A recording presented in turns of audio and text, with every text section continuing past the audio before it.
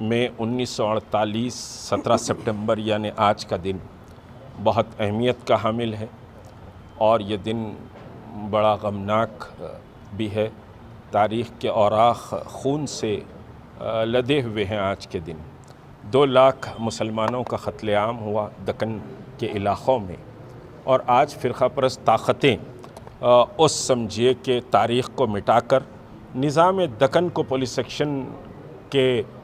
مجرم بنانے کی کوشش کر رہے ہیں، اور کٹھیرے میں نظام دکن کو شامل لا کر کھڑا کرنا چاہتے ہیں کہ نظام دکن کی وجہ سے پولیس سیکشن ہوا۔ پولیس سیکشن اس وقت کے فرقہ پرستوں RSS اور پھر جو یونین گورنمنٹ میں جو فرقہ پرست منسٹرز تھے ان کی وجہ سے پولیس سیکشن ہوا ہے۔ پولیس سیکشن کا ذمہ داری نظام دکن پر نہیں ہے، اور جہاں تک کہ نظام دکن کا تعلق ہے، حبیب علی دروز سرنڈر ہو گئے تھے،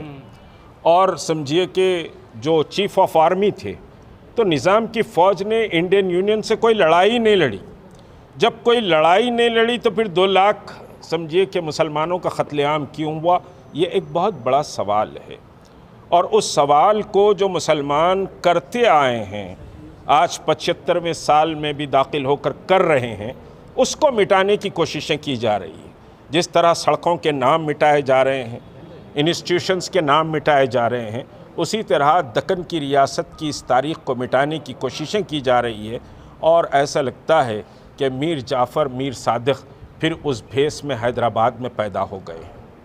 جو تاریخ کو مٹانے میں ان کی مدد کر رہے ہیں، اس کی ہم شدید مذمت کرتے ہیں۔ تاریخ قوموں کا اثاثہ ہوتی ہے۔ آج کے اس دن جو مطالبہ میں نے کیا ہے، چندر شیکھر راؤ صاحب ریاست کے چیف منسٹر ہیں، وہ نظام دکن کو خراج ادا کر چکے ہیں، تاریخ میں وہ ریکارڈ میں موجود ہے۔ تو ریاستی حکومت نظام دکن کے ایگریکلچر، ایجوکیشن، ہیلتھ کسی بھی عنوان پر ایک ایوارڈ نظام دکن